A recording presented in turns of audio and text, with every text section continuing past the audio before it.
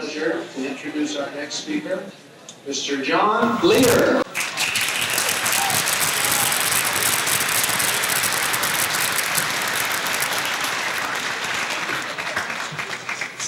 Howdy folks, how's everybody doing today? So before we get started today, we have our usual UFO Expo West awards presentations. Today we have 4 categories.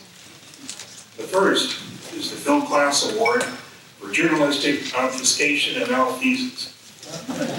This award is presented to that one special journalist who in the past year contributed the most in presenting psychic phenomena in endearingly skeptical or debunker terms by using language so simplistic it would embarrass a freshman high school student. To qualify, one must present a known psychic phenomena in its worst light. We look for abuse or misuse of the English language, and the recipient must be a professional journalist working for a national magazine having more than 57 paid subscriptions. For the Film Class Award for Journalistic Obfuscation and Malfeasance, the envelope please.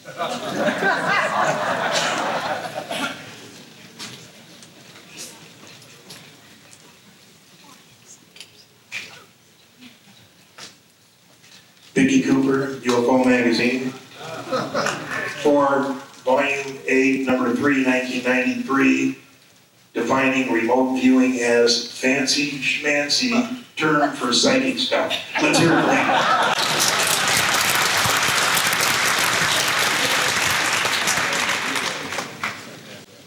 You know, occasionally, who here knows which major television entertainer was taken by a U.S. president to an alien cold storage facility? Everybody know that? No, okay, well, I don't have to tell that one. But there are a lot of people that don't know what the deal is. Jackie Gleason probably was one of the biggest collectors of UFO memorabilia and stuff like that. Biggest collector ever. As a matter of fact, one of his houses, and he had several in New York, was built in the shape of a flying saucer, and he called it the mothership. He was very good friends and one of the major contributors to Richard Nixon. And they used to play golf together down in Florida. And on occasion, in 1972, 1973, and by the way, this story comes from either his second or third wife, who he was married to then, and then after they got divorced, she wrote a book, and it came from this book. She told the story about what happened. Anyway, he's playing golf with Nixon and talked him into taking him to one of the facilities, which is at Homestead Air Force Base, one of the cold storage facilities for the aliens. And they got in the helicopter and went down there, and we got to see him. Well, he comes home that night. He's, his old life has changed, and he's completely shaken. Walks in the door, and his wife, notices there's something wrong. She says, "What's the matter?" He says, "My whole life has changed today. Get me, a drink, and I'll tell you what happened." So she gets him a drink, and he tells his story of how he finally got Nixon into taking him to the alien storage facility at Homestead. There's several of them around. I used to know there's one up in Virginia. And I used to know 4 or 5 places, but Homestead is where there's one of them. Anyway, that was really one of the interesting stories about Gleason. Now we have category 2, the award for the most pompous UFO researcher in 1992. To qualify for the most pompous UFO researcher in 1992, you have to believe that only your own opinion counts among 10,000 other UFO researchers. To further qualify for most pompous, you have to bill yourself as a nuclear physicist, even though the closest you have been to a reactor in 30 years is in the backseat of an airliner over 3 Mile Island at 40,000 feet. To qualify for most pompous, you have to believe that if you personally didn't discover a case, it isn't worth investigating. The winner for the most pompous must have a head as wide as his tunnel vision is narrow, and a mind as closed as his ignorance is deep. For the most pompous UFO research in 1992, the envelope, please.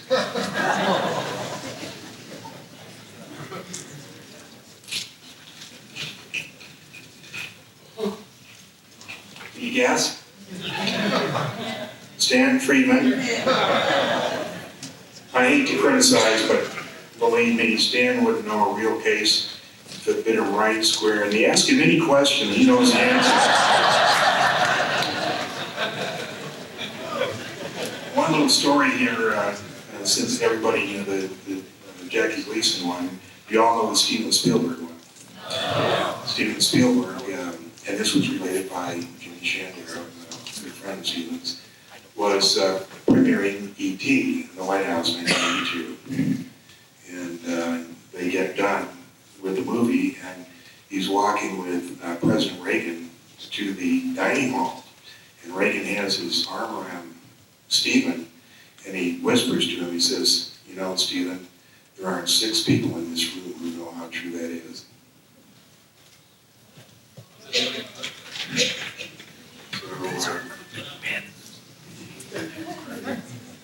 Okay, now, number 3. Award for the sour grapes to come from France. To qualify for this award, you have to be a present or former French citizen. You have to be an astrophysicist and have starred as yourself in a second-rate science fiction movie. You have to promote the idea that yes, there is a phenomenon, and yes, it's a very big phenomenon, but it doesn't have anything to do with flying saucers or aliens. The winner for this category has to have written at least one book in which he twists the truth, distorts the truth, while at the same time trying to portray himself as an honest seeker of truth and wisdom. The winner of this category will be, in fact, seeking only to spread government disinformation. For the sourest grapes to come from France, may I have the envelope, please?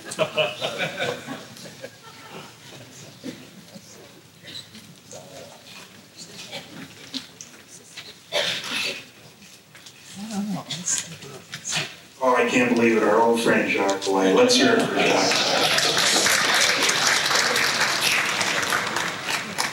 I have a little pet peeve I'd like to talk to you about here and share with you. Is my number I keep listed up in Las Vegas, so I'll get calls. People will say, "Oh, John, listen, you know, I've been following your stuff for years and years. Hey, I'm going to be in Las Vegas next week, you know. How about if we get together, you know, and I'll buy a coffee, you know, we'll talk about you buying a coffee." Crying. First of all, I don't like talking about this stuff, you know, anyway. It bores me to tears, and I'm sure as I'm not going to do it for coffee, so I just want to explain what the rates are.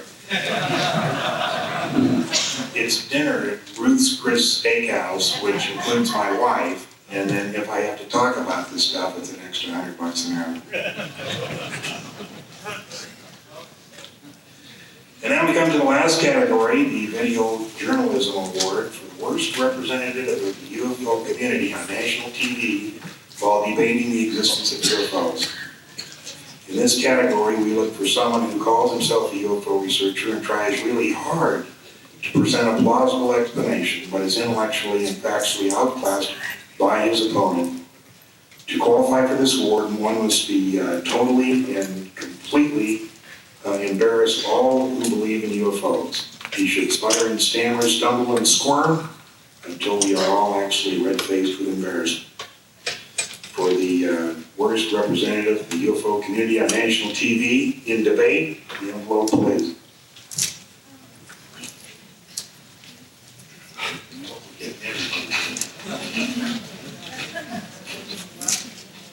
Don Ecker, UFO Magazine, for his debate with James Oberg of NASA over the video from STS-48. Don Ecker's intellectual capacity became overtaxed as he exploded, "Ice crystals, my ass!"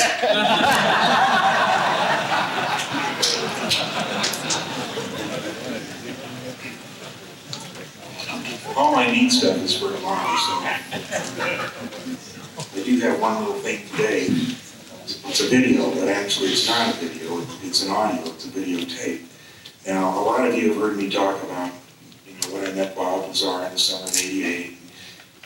He didn't believe in UFOs, and finally finally getting him interested and checking out his contacts at Los Alamos, and yes, maybe it's true, and then finally applying up to EG&G and finally getting to work, and the first time I knew it was December 6, 1988. He came up to my house, and I'm writing out some checks and see him sit across from me, and he says, "I saw a disc today." And I said, "What?" He said, "I saw a disc today."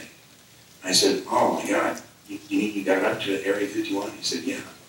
I said, "What are you doing here?" I said, "Obviously they're either following you or, don't jeopardize your clearance." And he said, "No." He said, "I saw a lot of stuff today." And he said, "If anyone deserves to know the truth, you do." And we sat there for about 3 hours and 47 minutes and he told me all about what happened. Anyway, I'll go into that story a little more tomorrow, but he worked there for about 4 or 5 months.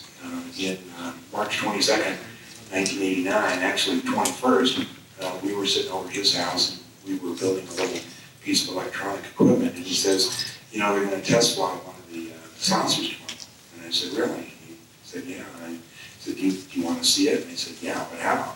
He said, "Well, I know how we can sneak in up there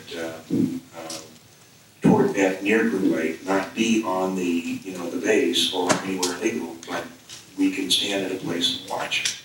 So he told me, and I knew generally the area because I'd been up there before. So we went up there, and I drove up in my motorhome with Gene Huff and Tracy, which was Bob's wife, and we pulled into this little place about 8:30,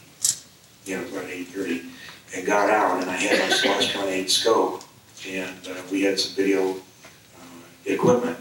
And sure enough, about 15 minutes later, here this thing comes up and it flies around, all for about 8 minutes. And I'm trying to adjust the Celestron on the scope, which has a 90-degree objective, and everything is up for down and left for right, and I'm going nuts trying to fly this thing, but I finally did get it. And as it started to settle, I, got an absolute first-class view, through an 8-inch telescope of this saucer, dish-shaped thing, and it was orange, and it was radiating something off it. And it was just slowly, steadily, dropping behind the mountain. And as it did, I wanted Gene to see it. So I had it set up on one of these giant tripods, and I said, "Quick, Gene, look." And as I pulled away like that, I hooked my foot around the tripod and yanked it so that he didn't get to see it. So with all the excitement and everything, naturally, as happens to a lot of people, we didn't get any videotape that week. We did the next week, and that next week was March 29th, and that's the one that George Knapp had on his special, and a lot of people have used, and that has some good tape.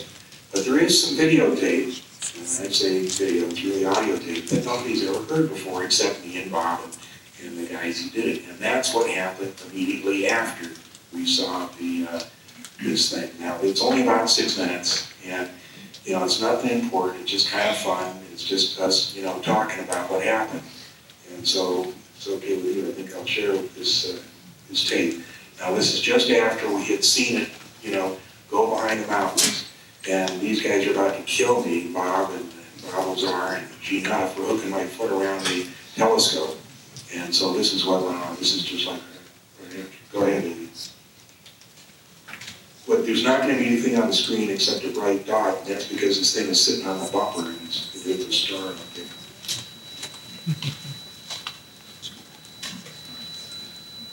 Turn it up a little.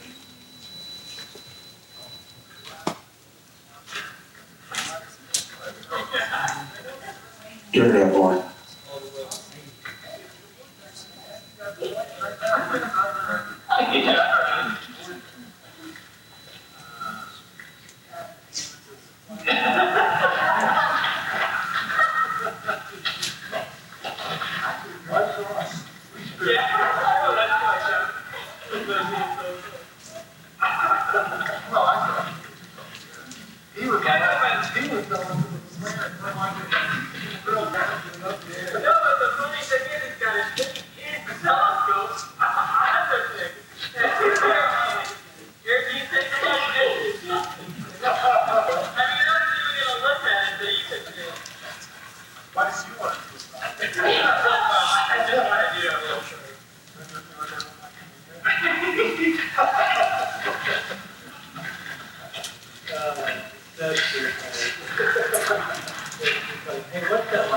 this next little part here is where we're looking at the moon. We're going to run back in the other thing. Well, I said we went around. If that was the beginning of the test, they could be back up. Well, But then they would have started it would be flying out of there. Oh, yeah, but you don't know. They could pull up. And, yeah, they could do it. I'm a force and back up.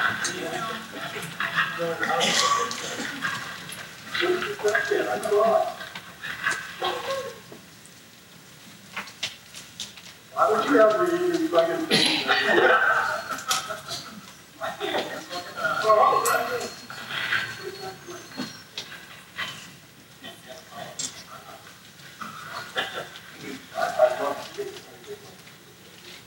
Yeah, no, wait till they end it up. They're dropping in a UFO on the road.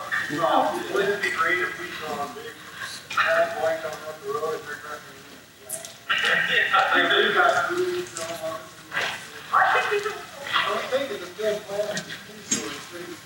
Did you? When he pulled up, he said, we set the transmission going to water. He said, get in. And he started going up the hill like he you know? Did he? Yeah. He said, I know 200 people on this road like this. Really? Yeah. Well, yeah, a couple of years.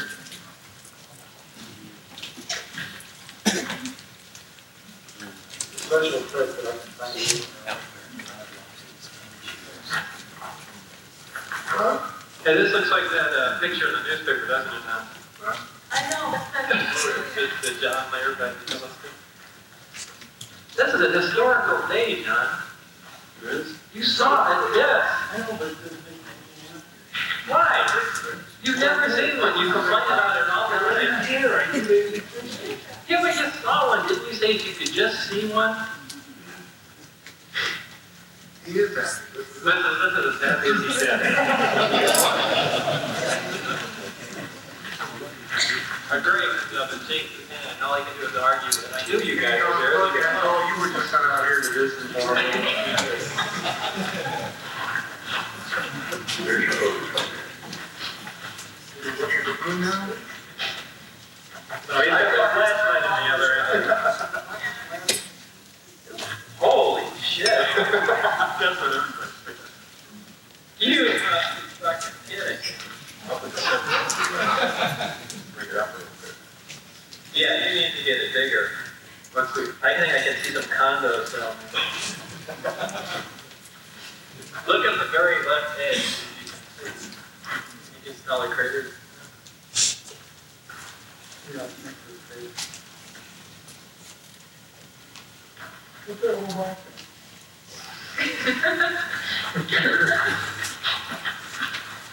Right out of the ruin now.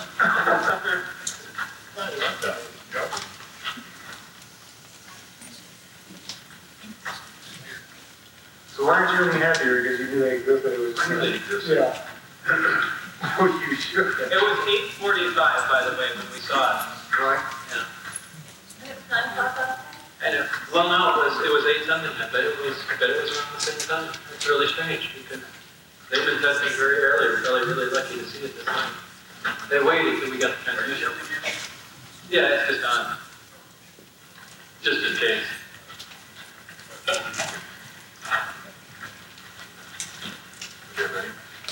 Ready for what? Here's the night John Lear saw his first one in this. Wait, hold on.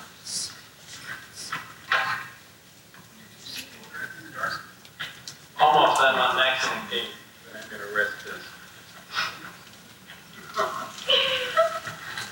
Go for it. Number, give us the side. Okay. Right? Yeah. Good evening, this is John Lear, and today is March 22nd, 1989. We're standing just about 8 miles due east of Moon Lake, Nevada, the super government secret test site. And just a few minutes ago, we saw one of the government extraterrestrial UFOs fly over there. We'll watch it for about 7 or 8 minutes. Right here I have my celestron scope, it's 8 inches, and I had it focused in for about 15 seconds and saw for myself that in fact it was a disc. We're going to stay here for another couple hours here to see if we can show you folks an actual extraterrestrial lines up are being flown by the government. So if you just stand by and you'll be looking over that mountain, which is where they are, they also come over here, which is over at Ball Mountain. There's some lines over there which you can't see, but there are a number of trucks. We don't know whether they're looking down here or what they're doing up there, but we managed to get here. We're standing on public land. It's completely new where we are. And if you'd like to come here later in the show, we'll tell you exactly how to get here. But you can mention it with you, John. We have Bob Lazar, we have Jackie Lazar, Bob's wife, and we have Jean Huffman. And this exhibition was organized tonight by Bob Lazar, who is a theoretical physicist who works at Greenland.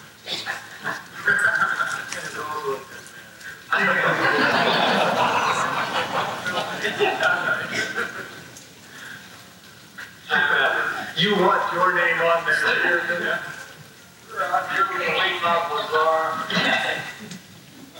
Anyway, that's what it was like that evening, and as it turned out, it wasn't so funny. 2 weeks later, we all got caught. Bob lost his job. They did try to kill him at least twice. Shot the tires out of his car and a bunch of other things. But that's all over now. It's been 3 or 4 years ago. 3 or 4 years now. They don't bother him anymore. He doesn't go out and talk too much about what he saw. I do, because it's really interesting. It was the most fascinating period of my life. I'm 50, and I always regretted not being like 25, 30 in the mid-50s when the really neat airplanes were flying, like the Douglas Skyrocket and the LX-1 and 2. And that's the period I thought I wanted to be in. But, boy, I wouldn't trade, what I went through those 2 years, as tough as it was. After he got caught, there was a lot of problems for everybody. But it was really exciting to be on the ground floor, really learning something about what's really happening out there. When I first got into researching UFOs in 1985, 86, I never, ever in my wildest imaginations ever thought I'd get that close. It was just a privilege to be involved in something like that, where we actually penetrate right into the center of what was going on. And people who watch that, they say, well, how do you know that's extraterrestrial? How could it be ours? Because that's the one that Bob had worked on during the week, and they flew it on Wednesdays at sunset. And that's how he knew how to go out there and look at it. So there's no doubt, in regards, how does he know it was extraterrestrial? Because the technology was at least 100,000 years in advance of anything we had. Our technology base right now is 30 years ahead of where you guys think it is. They've got such unbelievably fantastic stuff out there. But this, we're talking about 100,000 years ahead. So that's how I knew it was. Anyway, I just want to tell you another little story about, there's a place up in, these are stories I get to tell when I'm not talking in my presentation, which is tomorrow at 2:30. And we have so much stuff to cover that I don't get to just sit around and talk. But in April, there's, to begin with, just outside of Groom Lake, there's a little hill which is called White Sides. And it sits way above the terrain, and it just happened to be about 1.5 miles outside of the technical border of Groom Lake. And so we started climbing this about 1.5 years ago, getting spectacular pictures, really neat pictures. The one picture I sold to NBC, a lot of you saw it, where it's the panoramic view of the Groom Lake and the hangars. And since then, other people have been up there. I wasn't first, but we did get some good pictures. It takes about 1 hour and 45 minutes to 2 hours, maybe 2 hours and 15 minutes when you get as old and as I am. But about 2 hours and 15 minutes is very tough. And then you can sit there and just watch down in with binoculars. Usually they know you're there, nothing goes on, nobody has seen anything of significance while we're up there. And we go to the technology base of the government is about 30 years ahead. We're not sneaking anywhere, they know we're there, and they shut down operations while we are there. But it was just kind of neat to see in there. Anyway, last April, a company in TV company out of Dallas, KFAA, went up there with a friend of mine, Jim Goodall, and they shot some film from the top, stayed all night, and they came down the next morning. For those of you that are familiar, there's a sheriff up there. His name is Doug Lamoureux with Lincoln County, and he was the one that originally caught us up there. He has a heart of gold. He's really a nice guy. But him and Bowman, his deputy, and 2 Wackenhut guys were waiting for this film crew when they came down. And so they come down, they drive by, and they stop them. My whistle said, "Were you guys up on Whitesides?" And they said, "Yeah." And the guy that's talking in the car is the head of the film crew from Dallas, a guy named Barney. And Doug says, "Did you photograph the facility?" And Barney says, "Yeah." And Doug says, "Well, we'll have to have the film. Why don't you check it out to see if there's any classified material?" And Byron says, "Over my dead body." And Doug says, "Well, we have to. It's a classified installation, and da-da-da-da." Anyway, it ends up that they wouldn't give him the film, so they took him down to the jail at Alamo. And as they're down at the jail at Alamo, I'm not sure whether the Wackenhut guys went there, but a call was made to the Judge Advocate General at Nellis Air Force Base. And the Judge Advocate General told him, the sheriff, in no uncertain terms, you tell those guys that they better turn that film over immediately. And the film guy, Byron, told the general to kiss my ass. As a result, nothing happened. They let him go an hour later. And the basis that they let him go was, first of all, the area is not posted. There is no name for that base. There's no way to contact the general. There's nothing that says you can't shoot there. There's nothing that even says there's a classified facility there. So they got off scot-free. Unfortunately for the rest of us now, there was a sign put there the next morning that spells it out clearly. That we cannot shoot photos from Whiteside. So anyway, before we wrap this up here, one thing that I usually don't get to talk too much about is the propulsion of the craft that Bob worked on. So if you can bear with me here, I'll have to Ron bring this up.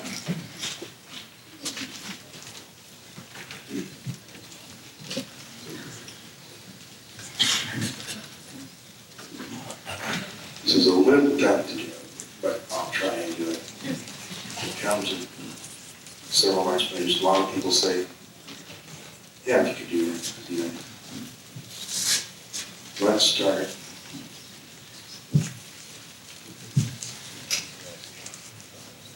Start here. I'm going to tell you how these things fly, if I can, in the short time I got, and how they get from place to place. The biggest argument I hear, like the LA Times and Jack Smith, and a lot of those people say, well, the simple reason aliens could be here is it takes too long. Well, in fact, it doesn't take too long. It only takes hours to go hundreds of light years. And here's the way they do it. First of all, space is a fabric. It can be pushed and pulled this way and that way. It's not an empty nothingness that we always thought it was. Although it just has 1 atom of hydrogen per square meter, it is a substance that can be pulled back and forth. Gravity, science doesn't know this yet either, is instantaneous.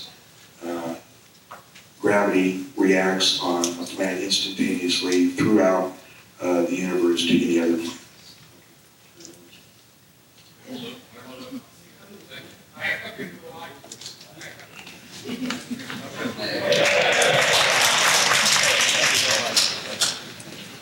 The way that we travel these tremendous distances in space is that we generate a field of gravity. And what we do is we can actually pull space. Let's say that this had a gravity generator and could generate untold amounts of gravity out into wherever, a block of space, maybe 100 light years away. What you do is you turn on this gravity generator, and what you're actually doing is pulling space towards you. And when you get it towards you, and it actually enveloped around your craft, you turn off the gravity generator, and you are where you pulled this portion of space from, say 100 light years away. It's a very difficult concept to understand, but in fact, that's the way it works. You pull this portion of space towards you, generating these huge amounts of gravity. When it gets towards you, when it gets around you like that, you turn it off, and you are what they say either fused or united or coalesced with that portion of space that you pulled towards you. Don't think of it as snapping back, because you're not traveling in linear distance. It's still true that you cannot travel faster than the speed of light, but by pulling space towards you and coalescing with space, you can travel hundreds of times faster than the speed of light.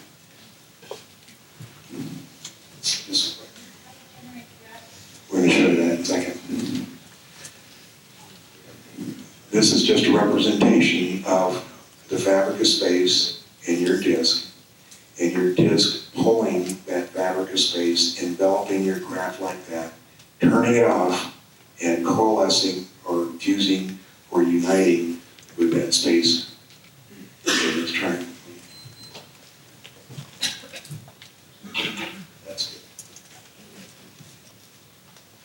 This is how they generate the gravity.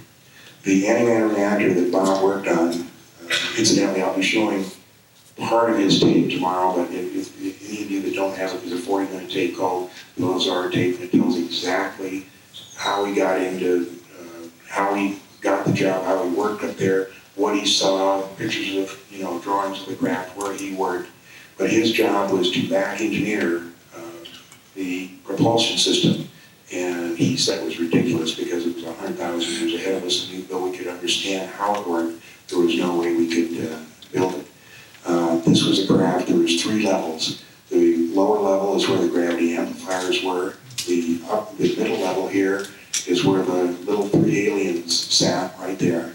And then up here was a portion that he was not allowed into. Now he said these looked like portholes, but he said he could assure us they weren't. So we don't know what's up there. At any rate, on the middle floor, right there, is an antimatter reactor about half the size of a basketball. And this is what it looks like here. And what it has is it's powered by a little piece of 115, element 115 on the periodic table of elements. And it's about 2 inches in length. It's machined in the form of a triangle.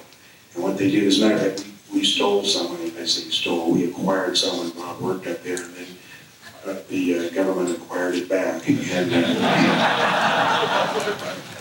but we did have a chance to work with it. But anyway, what it does is it's 233 grams of element 115 it goes right there, and what it does is it generates antimatter. Now the way it generates antimatter is it sits in a little cup right there, and this little tube here uses to focus or shoot protons into the end of the 115. What the shooting the protons into the end of 115 tube does is it bumps it up to element 116. When it gets to 116, 116 is unstable, 115 is stable. And what happens is 116 instantaneously decays. And when it decays, what it throws off or radiates is antimatter.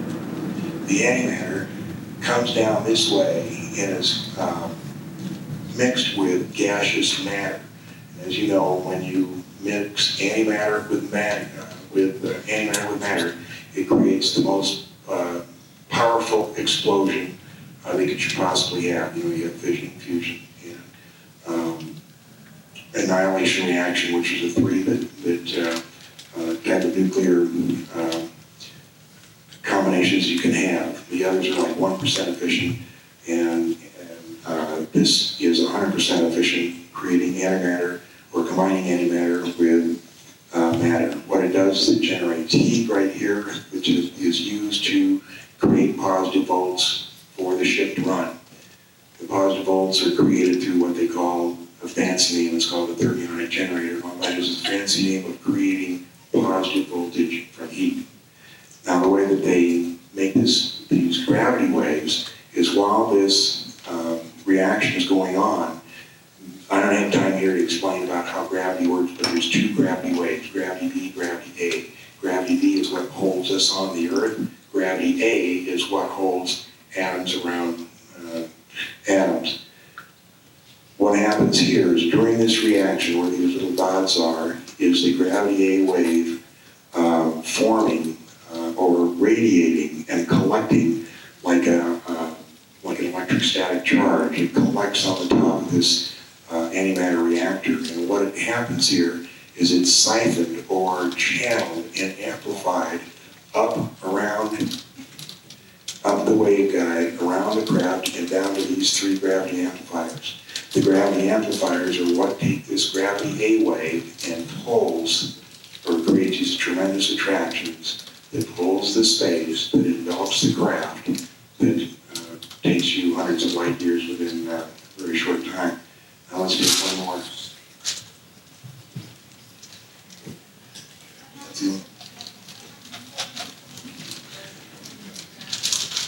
There can't be anything in between. There can't be a planet or anything like that. And also, what I'm telling you is that it doesn't go 100 light years in one leap. It does it in little leaps, hundreds of little leaps like that. What this is showing here is what the pattern looks like in orange. The gravity A wave comes out here, comes through the gravity amplifiers, and is focused down here. Is focused, envelops a portion of space, pulls it up here, and then when you turn it off, you are actually coalescing, fusing, or uniting with matter wherever it is you drew it away from 1,500 light years. So the bottom line is when people tell you, well, they can't be here because it would take too long, that's not true. It takes hours of time. So I have about 10 more minutes, or less than that, 5 more minutes, so we'll just answer some questions, and the rest we'll get to tomorrow. Yes? Can they vary the speed? Because you see UFOs, I don't know whether they can vary the speed. And when you see some of these films that have lights that are kind of stitching across the night sky, I think that's what's occurring here. Do that?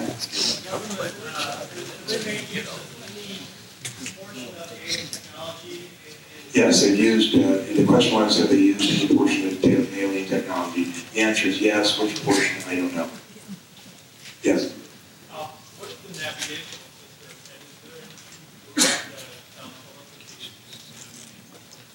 That's what's used? Oh, I don't know what the navigation was part of it.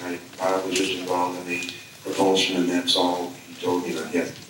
What contact has the government had with you? Because since they know that you visited the site, Yeah. what's happened lately? Nothing. Yes, I've been researching since 1985.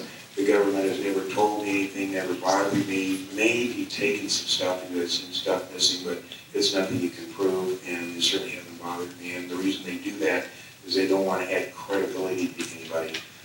And they don't bother anybody who's just dealing with hearsay. The only people they bother is people who have had a clearance to know this stuff and then talk. Yeah. What is the government if they ever use this technology? Because if they ever use it outside of hiding it, it's kind of like they have to admit where it came from. So if they can't show it, what good is it? He's asking what good is the technology the government doesn't use it. I don't know. I don't think you and I are going to be a part of whatever goes on, quite frankly. Yeah. Who exactly is flying the craft over Area 51? If they're that small, could it be the alien grays that are 4.0? It's not the alien grays that are flying the government stuff that Bob worked on. It's a Navy pilot, but he never saw the pilot get in, and never saw him get out. According to the flight, the chairs and all the The chairs are extremely small. Yeah, I don't know whether it'd be a very small Navy pilot or. Yeah. KGB is selling a lot of the UFO files. Any information on that? KGB selling your UFO files. No, I've heard about that, but I don't follow that up. I give a couple of lectures a year. People ask me questions. Well, what do you think about STS-48 and the Star Wars thing? I said, look, personally, I could care less about that. I had a friend who worked on this stuff. I got to go out on Wednesdays nights and watch what he worked on, during the winged fly. So what am I going to look at lights in the sky? Can somebody tell me how much time we have? Somebody over? 5 minutes? John, Yeah. Yeah. did Bob Lazar say anything about seeing any weapon systems on any of these craft? He didn't say anything about a weapon system, but he does avoid the subject. His failing was strictly propulsion. It would seem to me he knows something about it, but he never mentioned anything to me. The weaponry, if there is on that third level, and he was not allowed up there. Yeah, thank you. I've done some reading, and I'd like to know if Mr. Lazard talked to you about time and space distortions within the spacecraft. Yes, he talked to me several times about time and space distortion inside the craft. They had to take off their watches when they went into the test site. The reason was not explained, but he can remember going in the craft when the hangar door was open and it faced the west, and he can remember climbing in there and working at least 2 hours. Now, it was in the afternoon, so he saw the position of the sun.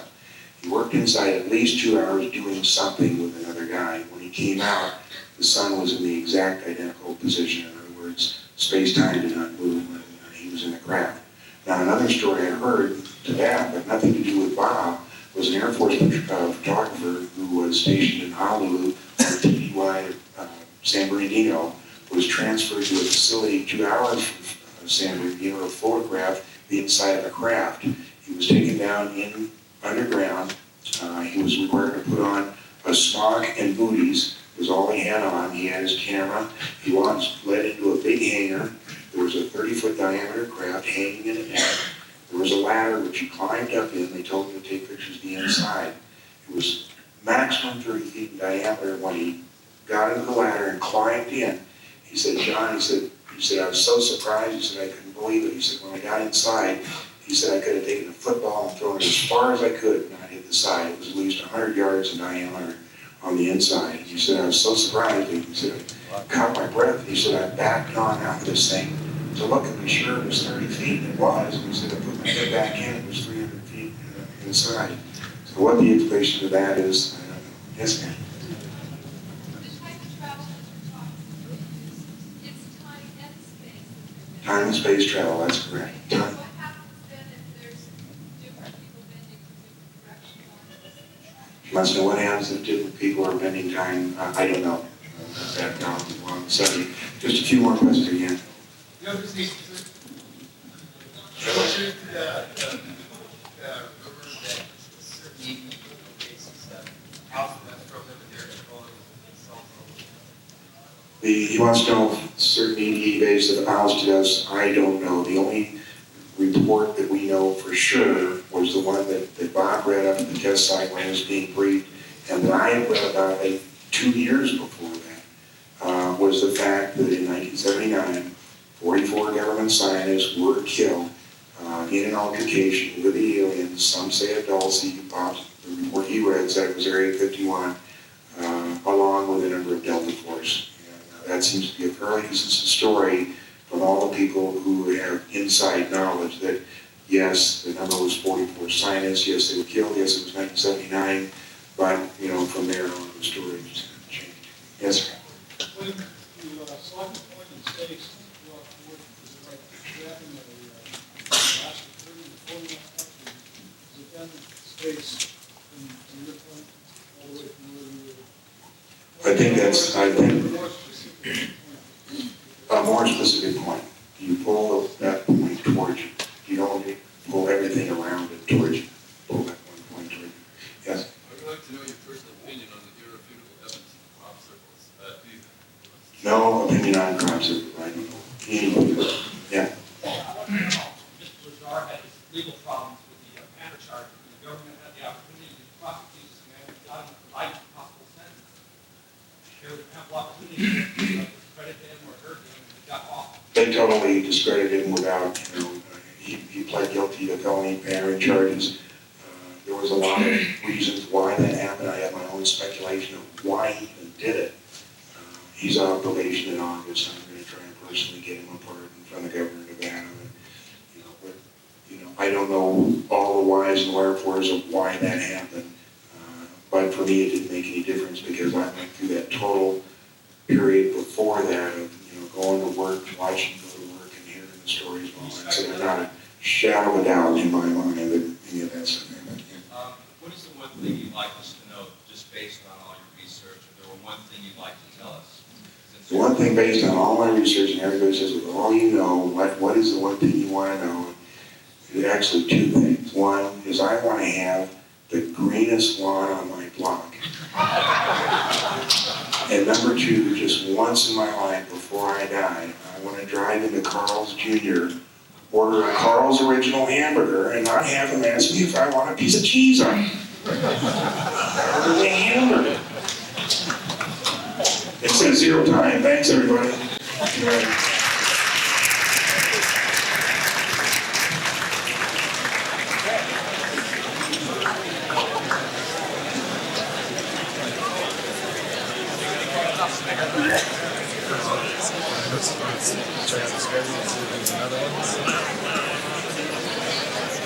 So tired of being taunted.